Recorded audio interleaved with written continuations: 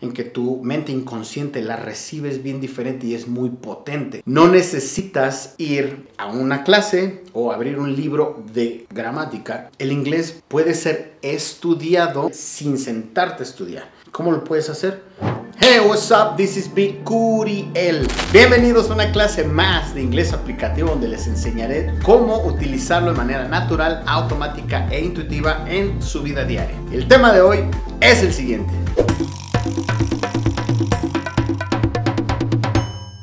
Preguntas. Hoy vamos a hablar acerca de las preguntas. Preguntar es un arte. No, de verdad, lo digo en serio. Es un arte preguntar. A nivel comunicativo, es bien importante saber preguntar para obtener información. Sin embargo, las preguntas, cuando estamos hablando español, son bien diferentes. Porque no utilizamos, ¿qué?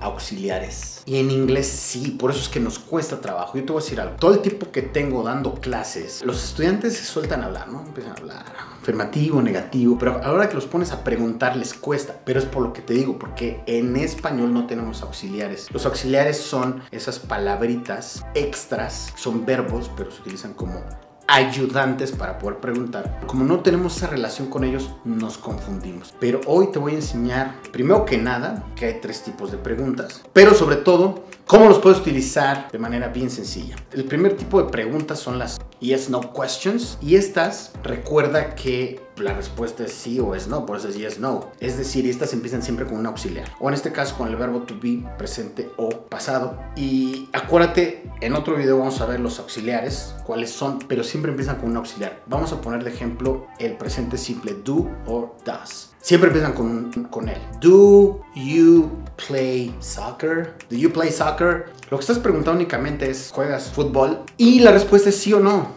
Puedes decir a veces, por ejemplo, pero a veces es un sí, nada más que a veces. Entonces, siempre que empieza con un auxiliar es sí o es no. Tan, tan. Es como cuando le preguntas a tu novia, ¿do you love me? ¿Es sí o es no? Nada de medias, ¿no? Las yes no question empiezan siempre con un auxiliar.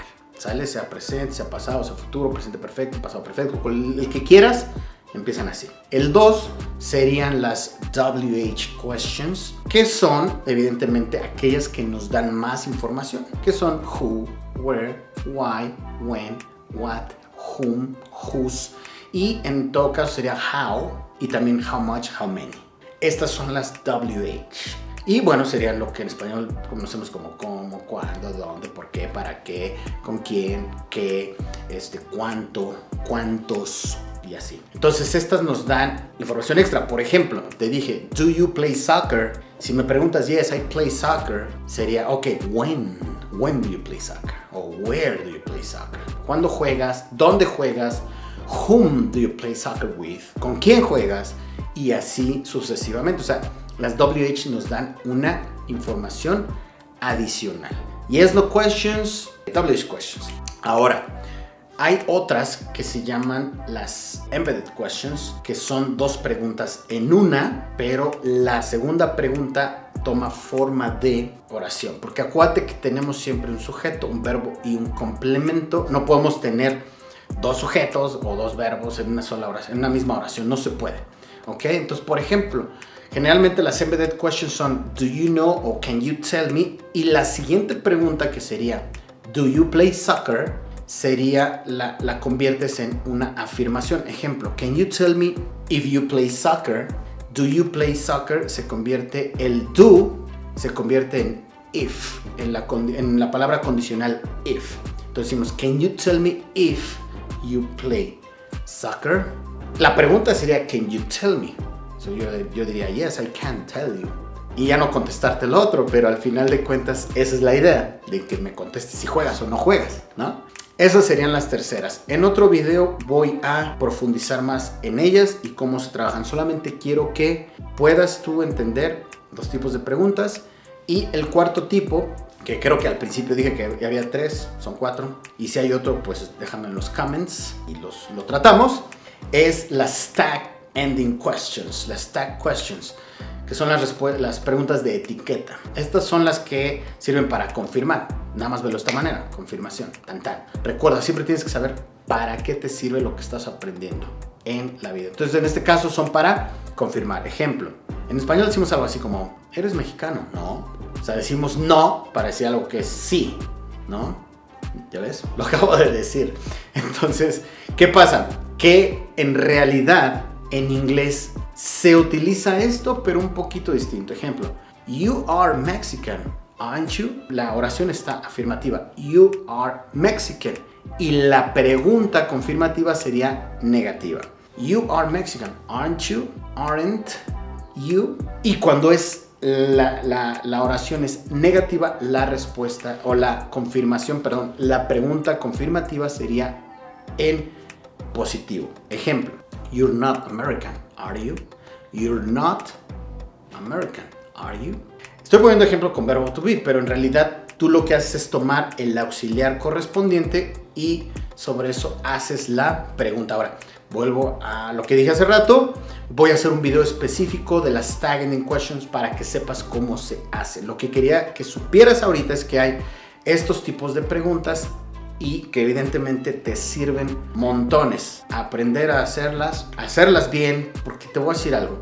Cuando tú haces o sabes preguntar, das otro aspecto con respecto a tu inglés. Cuando preguntas como nada más al ahí se va, la otra persona se da cuenta que tú no sabes inglés o no sabes bien o no sabes bastante como deberías. Bueno, en el hack de fluidez de este video te voy a hablar del inglés orgánico. Generalmente si yo te digo, oye, vamos a estudiar inglés, tú puede ser que te imagines un salón, un aula, profesor, clásico profesor, ya sabes, de moñito, acá más viejillo y tal, ¿no? Pero no, el inglés puede ser estudiado de manera orgánica, sin sentarte a estudiar. ¿Cómo lo puedes hacer? De muchas maneras. Desde que vas, por ejemplo, en la calle, puedes ir pensando en inglés, puedes ir viendo las situaciones que hay a tu alrededor y estas te pueden hacer ir haciendo oraciones, enunciados en tu cabeza y que te pueden hacer estudiar sin estudiar. Otra, como lo hemos dicho, puede ser, por ejemplo, escuchar música, muchas veces sin escuchar, nada más teniéndola ahí, pero la manera en que tu mente inconsciente la recibes bien diferente y es muy potente. A veces no nos damos cuenta de eso, pero así es. Igualmente, leer un libro, leer un blog, ver un video en YouTube, escuchar un podcast, todo este tipo de cositas son unas maneras de estudiar sin estudiar. No necesitas ir a una clase o abrir un libro de gramática, ¿no? Entonces, aprende inglés orgánicamente. Bien, resumiendo entonces, es así. Tenemos las preguntas Yes, No Questions, WH, que son las que te dan información más específica, las preguntas Embedded Questions y las preguntas de etiqueta o Tag Questions, que son para confirmar. Espero que te haya servido toda esta información y sobre todo aplícala. Recuerda que tienes que aprender a preguntar y preguntar correctamente.